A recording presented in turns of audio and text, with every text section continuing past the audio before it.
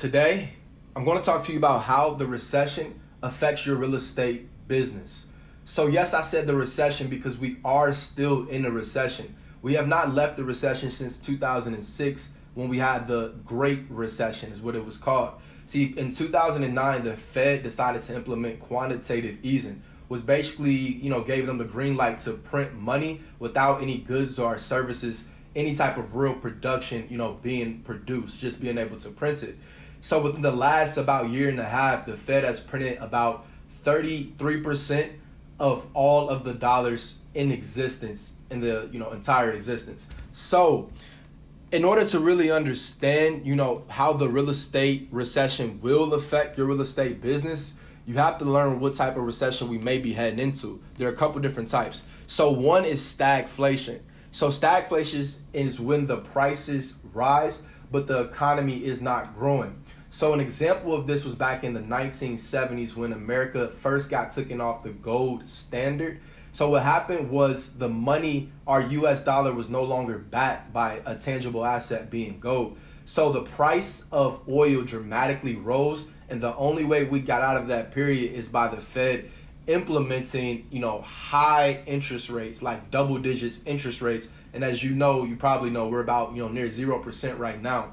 So another possible thing of, what can happen in this economic real downturn is the hyperinflation. So we've been in a recession, and different than, the 2006 period, which was deflation, hyperinflation is when prices rise like 50% a month. So that's happened back in, Venezuela in 2016.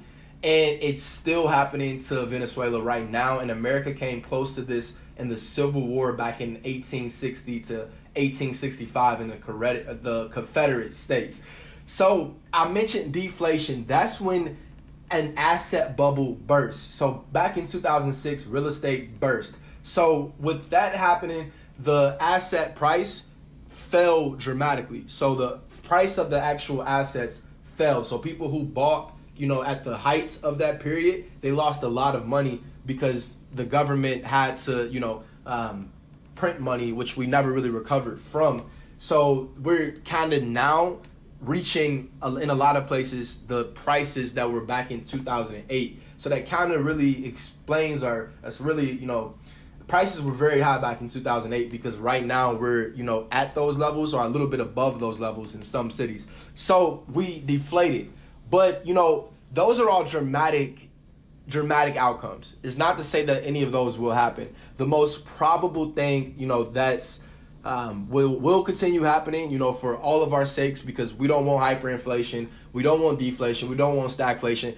But inflation is the, ultimate thing. And in fact, it's common. So we experience inflation every year. So inflation by Fed standards, the Federal Reserve, they want inflation to be at 2% year over year. The thing that's happening right now is that, inflation has been rising in a dramatic period due to numerous of reasons, being, with the price of goods, just due to people not having to go back to work for whatever reason, they have to raise the price of goods. So that could be a temporary thing that, is happening. But it also could be non-temporary because this storm has kind of been brewing for a long time. And also, things with shipments and all type of things that are causing prices to go up right now. But there's also something that was brewing on the back end. So inflation, if you don't know, that's just the general increase of prices and a fall in the purchasing value of your money. So how much money you can buy with $1 or how much goods that you can buy with $1 is dramatically less than what it was, say, 50 years ago. And you can see that, there's plenty of charts with the purchasing power of the dollar over the years. So with all of that being said, I know there's a lot of, things that may be running through your mind right now as far as the state of the economy and how it will affect you. You may have heard different things. You may have not known previous to this that we are in a recession, that we've been in a recession. So there's a lot of things that may be going through your mind as a real estate investor, whether you're somebody who's buying real estate and holding it for the future, whether you're fixing and flipping it, or whether you're someone who's in and out wholesaling it. So whatever you're doing in real estate, this definitely is the video for you. But before we get into it, please do me a favor and like and subscribe to, make sure that this content keeps going, through your timeline, so you can, understand more of it, but also to help me grow the channel, because I've been on this mission for some time now. I appreciate you liking, subscribing, so let's jump right into it. You have to know that this is a good video. This isn't going to be a sad video or anything like that, because as a real estate investor, the big thing about us is that we search for opportunities and we are solution providers. So the economic sharp downturn that we're probably heading to, by a lot of economist standards.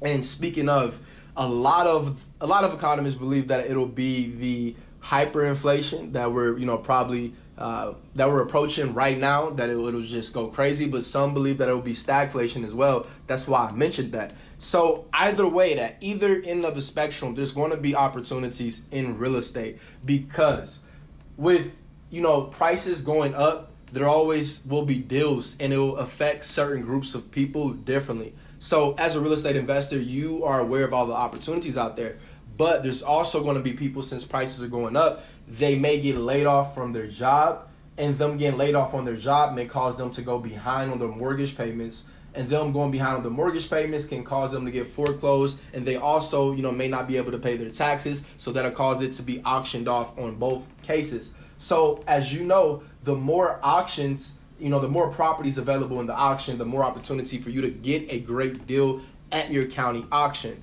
So you being able to get more deals, this is great for you. This is very great for you, because you're getting more deals of motivated sellers. Now, as long as the numbers work, which you have all the details and skills to see if the numbers work, but as long as the numbers work, then it's awesome. So most likely the numbers will work, because these people are on dire circumstances. The prices of goods will be rising. The prices of a lot of things will be rising. So if they're not able to pay these mortgage payments, their house most likely is a lot less than what it's worth.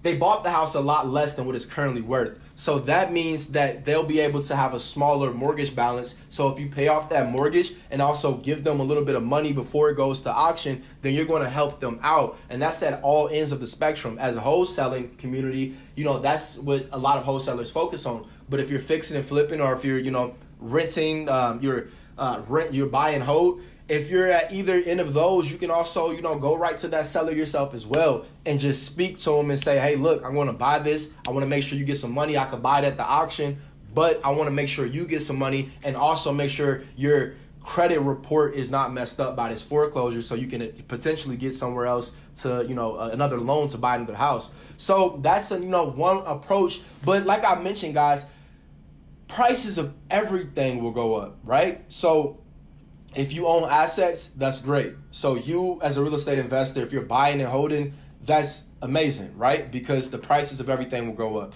And prices of tangible property, things that you cannot replicate, are a lot, very valuable in times of a recession. So in an economic downturn, you want to have that, and prices will go up. So if you have an asset that's appreciating in value, that you cannot duplicate, then like real estate, then you are in a great position, because the equity in that property will go up dramatically, and you will be able to refinance, and take out money to invest in more non-duplicatable assets such as real estate. And, of course that varies, because you may be somebody, I don't know what your credit score is. I don't know, all the other requirements that goes with the refinancing situation.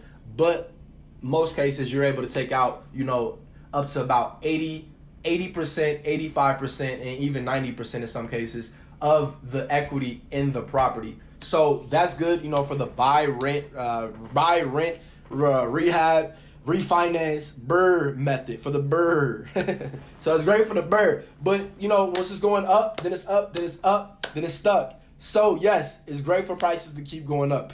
All right. But with prices going up, that means prices is going up everywhere, like I said. So you have to be smart about what you're doing with your money, right? Well, if you haven't saw Money Monday, the last one I just released on Monday, I talk about the law of savers versus spenders, and it's a literal law with money. But the premise of it is, the more money you save, and you're saving your money not to spend it on a liability, you're saving your money to spend it on an asset that'll, cash flow for you to spend on liabilities if you choose to.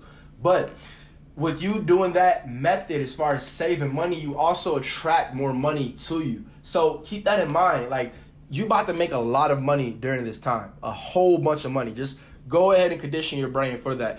In all of the recessions, and granted, like I said, we've been going through a recession, but the media makes it a recession. You feel me? Like, it's not a recession until the media deems it a recession. But if you're aware of the economy, and if you listen to people, and just to throw like one of my favorite, economists is Peter Schiff. Shout out to Peter Schiff.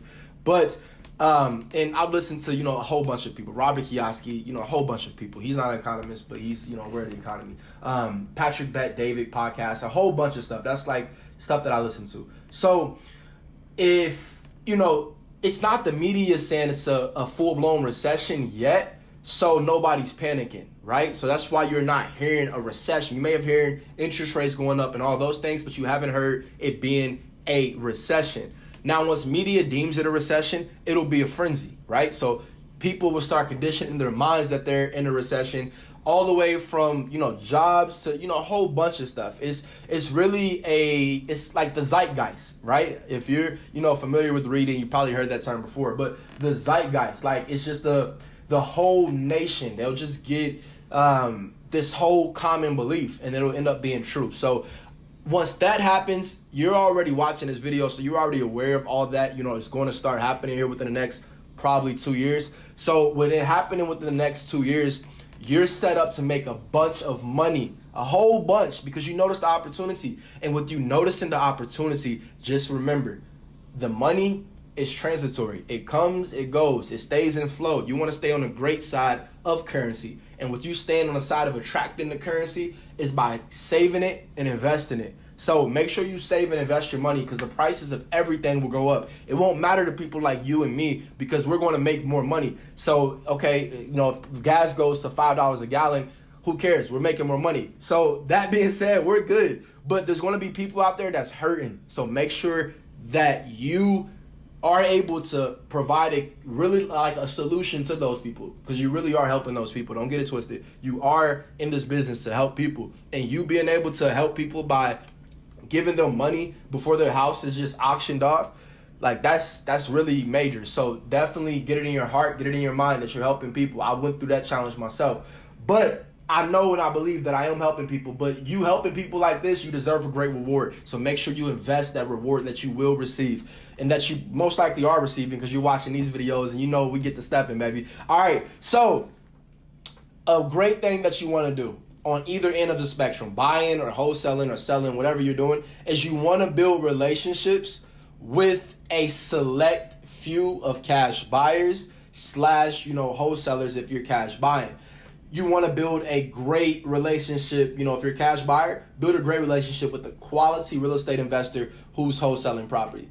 And, if you're wholesaling property, view yourself as a real estate investor that's wholesaling property, because you have more than one exit strategy, right? So with you being able to, deal with the select few, you have to realize everybody can't make it. And that's not to say that everybody cannot make it. Everybody can make it. But the reality is, when it hits the fan, the way that it will hit the fan, once the media gets a hold of it, and once it, inflate, like once stuff really hits the fan, there's going to be a lot of people that you were like, man, I thought they were in real estate. I thought they were in real estate. I thought they were in real estate, right? So like, it's going to be somebody else like, yeah, me too. I thought they were in real estate too. And the thing is, they are in real estate, guys, but it's real out here, man. When it hits the fan like this, it really is going to separate the people who, been talking about it and the people that's been being about it. It's easy to get behind this camera, right? And like, if I was just somebody who just wanted to talk to you guys, it's so easy for me to get behind this camera and just talk to you guys and just claim I done this, I done that, I did this, I did that. But I'm about it. Like, I live a real estate investor life day in, day out. And I'm, in this social media realm because I really want to help you guys and explain to you, like, it's amazing, to say the least. It's the vehicle that real estate provides is amazing. It's life-changing. It's unlike any other thing. But you have to be able to realize that you, at the end of the day, control your ship. You control your destiny. You're making the plays. You're making the decisions. If you are the one, running the show, I'm just assuming. But if you are the one running the show, which if you're a real estate investor by, if you own a couple pieces of land, if you own some rental property, if you're fixing and flipping, if you're wholesaling, if you're doing any of that, and you're the one running the show, then yes, it's all on you. And you get that about life. Some people don't understand that about life. But with you understanding that about life, you have to realize that there's going to be some people out there that you may start dealing with that you thought was a cash buyer, but then they're not cash buying. They see the opportunity to wholesale it, right? So if they're wholesaling the property, cool, let them do their thing as long as it does not mess up your bottom line as far as how much you're getting. But if they start, lowballing you on a price and it's because they want to make money, that's when you realize that this business is a business, right? Like, this is a business. So everybody in this to protect their own interests. So form a relationship with people that, I'm not saying you fully trust because it is a business at the end of the day, but people that you've already got a great relationship with. And, there's really a select few, so it's great for the ones you come across. But the people you have a great relationship with, make sure you just feed that relationship. And with you having that great relationship, whether or not they're really about it, right? So that's what entails of that great relationship. If they're actually purchasing property out here, if business is actually going good, if they actually making moves out here, versus somebody that you meet in a Facebook group and you don't know who they are, what they do, anything. They just say they got some cash buyers, email them your property. Do not do that. Don't do that. Stop feeding the sharks, right? Go watch that video. I'll put that in the description. But that's the difference. And also, you on the buyer side, there's going to be wholesalers out there that's just going to be, they were wholesaling property, but, they come across deals and maybe they're daisy chaining the heck out of a deal, right? Like, they're literally, the original wholesaler who had a deal had it at $30,000. You bought it at $50,000. So I'm not saying I don't believe you as a cash buyer should go behind the back of the actual wholesaler, like trying to contact the owner. Don't do that. But make sure you're dealing with quality wholesalers, the ones that's getting the deal.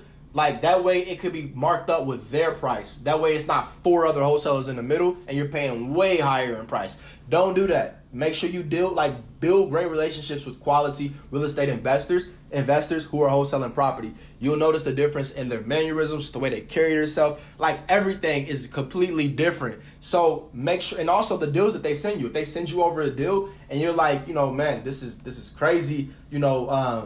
If you ask them to work with them on price and they saying, like, I don't know, I got to talk to this person, and then deals just disappearing, and you'll get the understanding that it's not them who you're dealing with. They're not the source of the actual deal. They're dealing with the source of the source of the source, and then they're like 4 people out, and you're dealing with that person. So get to the original wholesaler who has it directly under contract with the owner. Ask the wholesaler when you're first dealing with them. This is the trick. Ask the wholesaler, say, hey, can I see the contract between you and the owner? If they are the one with it, they'll have no problem. They'll black out the text, and they'll black out the price they got it from. But at least you'll know exactly that they got it from the original owner versus someone else. All right. So relationships, establish those quality relationships. I just gave you a whole bunch of actionable advice. More opportunities coming your way. Prices of everything will go up. And you got to be smart about what you do with that money. Save to invest. Don't save to spend. And, stack your money to double it up. Make that money go make more. Build wealth, right? Also, build quality relationships on both ends of the spectrum. Cash buyers, if you're wholesaling, there's only going to be a few cash buyers who got that cash on hand. Not a few. There's a whole bunch out there, abundance mindset, but you want to deal with the few. That way you're making your whole life simple. Don't deal with 100 people who say they cash buying. You on the real estate investing side, make sure you get the wholesaler who is actually has the property under contract with the buyer, with the seller. You don't want some fourth, fifth, sixth middleman. You don't want that, right? Now, if you got a guy who got a whole bunch of connections, you're like, man, that's the guy. He probably deals with one other wholesaler, but he got a great relationship with that. That's the guy. I want to deal with him. Then deal with him. Don't deal with third, fourth, fifth, sixth string. Keep them on the bench. They just making the game muddy in the waters. All right? So, and you as a wholesaler, don't be having 4 or 5 people, like ask if somebody sends you over a deal, make sure you got standards. Make sure you ain't so thirsty for a deal. All right, I'm going to wrap this up with telling all you guys on all ends of the spectrum, have an exit strategy. That's the basic thing here. Your business being impacted by this recession all depends on your exit strategy. And that's, within a deal, but also within the big picture, right? Macro and micro and macro, right? You want to make sure you understand that you being able to be an investor, having an exit strategy with yourself on a level of, why you're doing real estate. Why are you even doing it, right? Like, why are you investing into real estate property? Why are you wholesaling property? Why are you doing that? And then what are you looking to get from that, right? What is your end goal, right? I can tell you I'm doing everything I'm doing for time, freedom, right? Like, yes, the money, yes, but also the time to enjoy the money. That is important to me. So the money, yes, the time to enjoy the money, like let that sink in. Make sure I ain't gonna say make sure you're doing it, only you know the reason, but have your exit strategy. I got mine with everything that I'm doing. Make sure you have your exit strategy or you'll feel like you're just loop in a rat race. As always, get the stepping, get that exit strategy, all right? Hey, did you know I had a Facebook group? Yes, a Facebook group. Come join it. Take a guess what the name is. You got it. Get to Steppin'. Come join Get to Steppin'. Click the link in the description. It's a community of motivated individuals just like yourself, just like me, and we in there getting to steppin'.